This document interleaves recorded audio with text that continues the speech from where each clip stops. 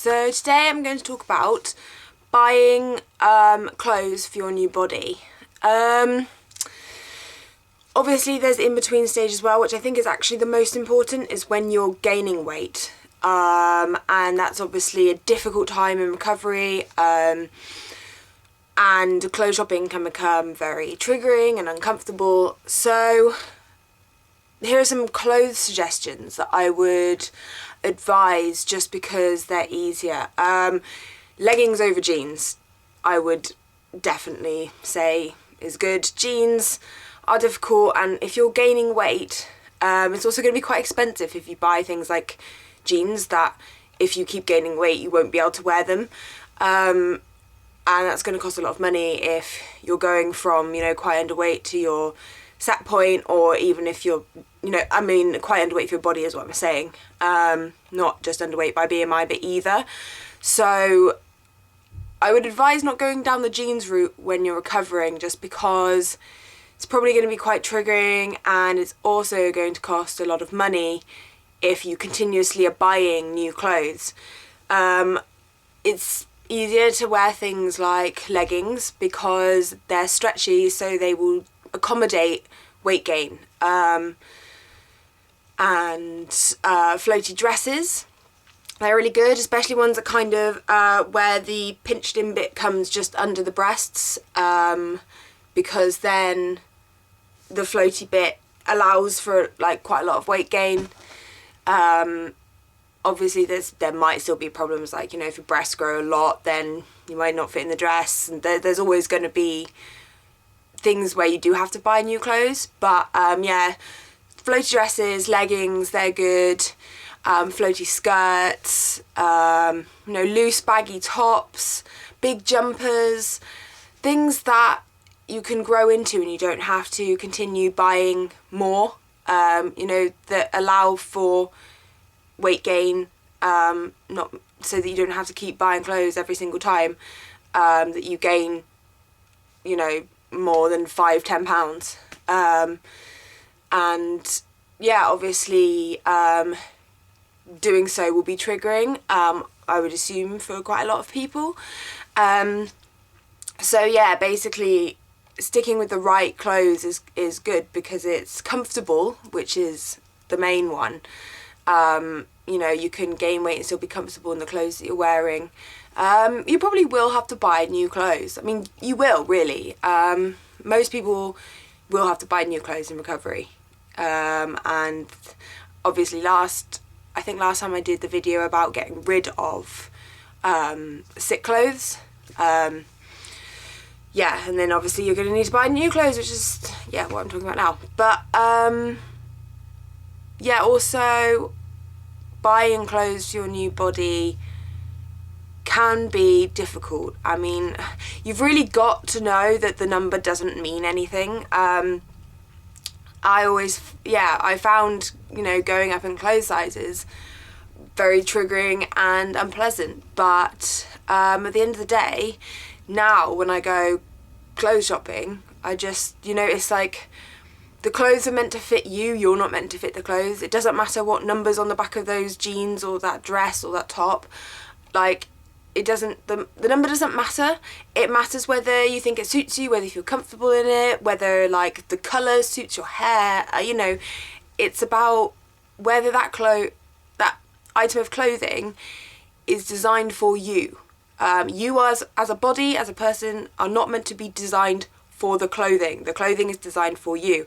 Some clothing will not suit you or fit you, and that's just how it is, because all different clothing types and shapes and, yeah, sizes and everything is all designed for different people. I have to say that there are a lot of clothes that are designed for straight up and down people, and that can be difficult too, but I think just as long as you're just aware of that and just scorn it rather than let it affect you in a negative way. Like when I go clothes shopping, I'm quite aware that a lot of clothes are designed for pretty slim people, which is kind of annoying, because then I'll try on a top that looks really nice on the hanger, and would look great on someone who doesn't have any hips, but literally my hips are accentuated so much that it just doesn't look good on my body type, makes me look frumpy or whatever. But when things like that happen, you need to realise that's not a reflection on like your body being wrong. Like that's nothing to do with that. It means that that top is not suited for your body. And that's really a big thing to remember. It is difficult. I don't like changing rooms particularly. The lighting is always like horrendous and brings out like all the things that you don't really like about yourself is like accentuated. Really don't like changing rooms at all. But at the end of the day, like I just get on with it. You know, you just put the clothes on and you see whether they suit your body, and if they don't, then you try something else on. And no, it's probably not as simple as that, but that's what you need to work towards, it being as simple as that. And yeah, it might mean trying on things that, you know, don't flatter your body, but that's just how it is at the end of the day. And always buy what you want to wear. If you think it looks good and you feel good in it, then wear it. If you don't feel comfortable or good in it, then don't buy it.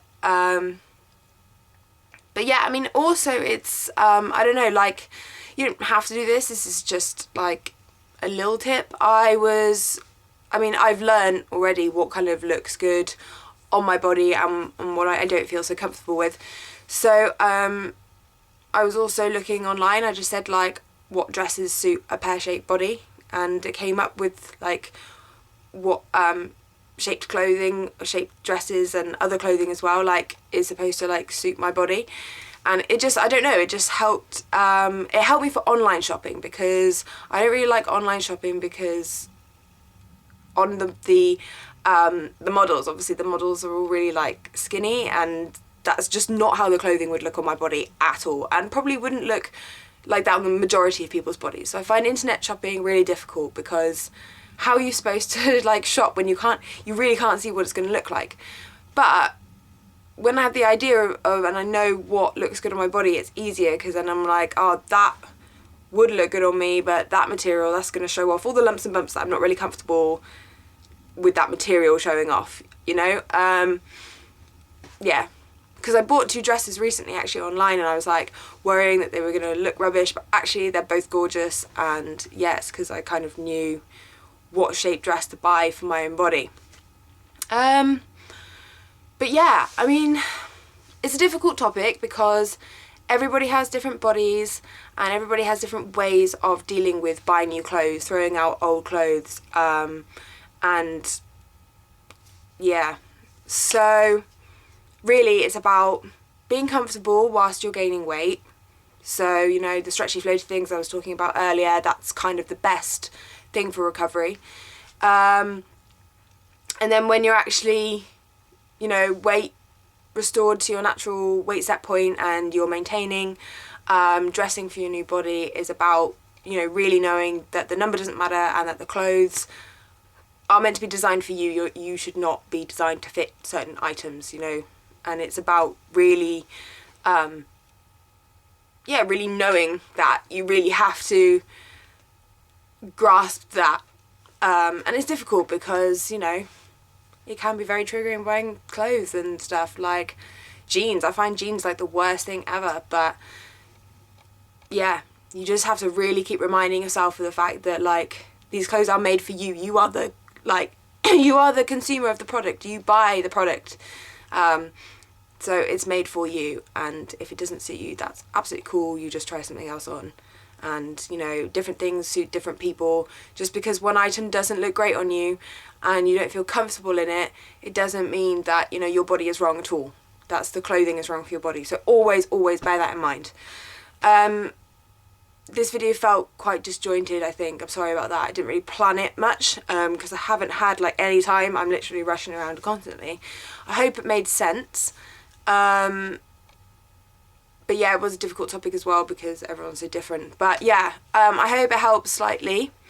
And I'm sorry for being late again. I've had like seeing people doing some photography work for myself and all this kind of, yeah, I've been really, really busy. So I'm now going to go get my hair cut because it's like literally pretty much all one length at the moment and I hate it. So I'm going to go get my hair cut, get a bit of a layered fringe and lots of layers in my hair.